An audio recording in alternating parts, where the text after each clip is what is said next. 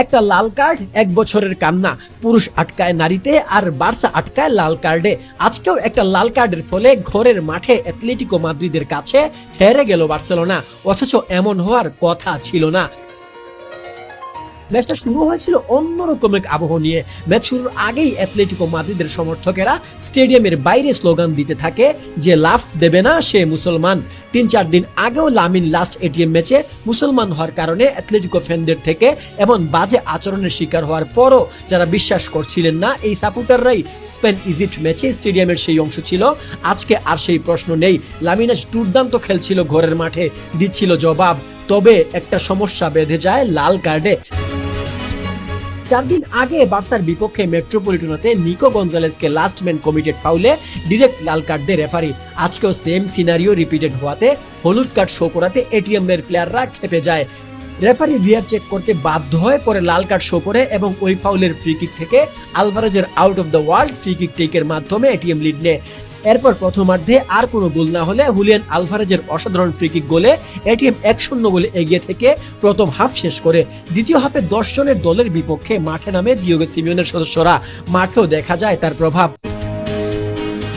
অন্য হয়ে গোল খুঁজতে থাকে অ্যাটলেটিকো, কিন্তু 10 জনের বার্সেলোনা তাদের সেরাটা দিয়ে খেলতে থাকে। তবে কতক্ষণ আর পারা যায়? 10 জন হয়ে যাবার পর বার্সা প্রেস করা ছেড়ে দিয়েছে। এই সুযোগে সিমিওনে বায়না শর্লতের মতো অ্যাটাকার নামাই দিছে গেম চেঞ্জ করে দেওয়ার ধান্দায়। এন্ড তরমুজ ব্যাপারী তার এই চালেও সফল। বার্সা যেখানে হোমে দরকার ছিল 2 গোলের জয়, এটিএম সেখানে 2 গোলের লিড। আর গোলটা কে করলো? সেই সরলত। মাতেও রোজারের পাসটা অসাধারণভাবে ওয়ান টাচে গোলে পরিণত করে সে, ছিল দেখার মতো। চ্যাম্পিয়ন লিগের নকআউটে বার্সেলোনার বিপক্ষে ম্যাচ। শর্লট এর উপর রোনালদো নাজারের আত্মা তো ভর করবেই। বার্সেলোনা চ্যাম্পিয়ন্স লিগের স্বপ্ন আবারও ধূলিসাতের দিকে। 2টা গোল দিয়েছে আজ এটিএম, 2টাই ছিল দেখার মতো।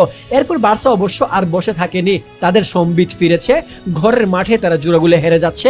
এই যাতনা থেকে মুক্তির জন্য তারা শেষ দিকে মুহুর্মুহু অ্যাটাক করেছে, কিন্তু করে কোনো লাভ হয়নি।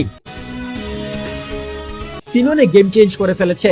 সরলতকে উপরে রেখে বাকি সবাইকে নিচে নিয়ে গেছে আর মনে মনে জন্য বলতেছে করো আরো অ্যাটাক। শেষমেশ বার্সার ঘরের মাঠে থেকে 2-0 গোলের লিড নিয়ে মেট্রোপলিটনোতে গেল। তার সাথে ক্যাম্প নুতে সিমিওনে তার প্রথম জয় তুলে নিল। কয়েকদিন আগে 4-0 গোলের লিড নিয়ে এটিএমরা 3-0 গোলে হেরেছিল বাস পার্কিং খেলে, অল্পের জন্য বেঁচে যায়। আজকে অ্যাটলেটিকো মাদ্রিদ জেতার একমাত্র কারণ ছিল ভয়ডরহীন ফুটবল।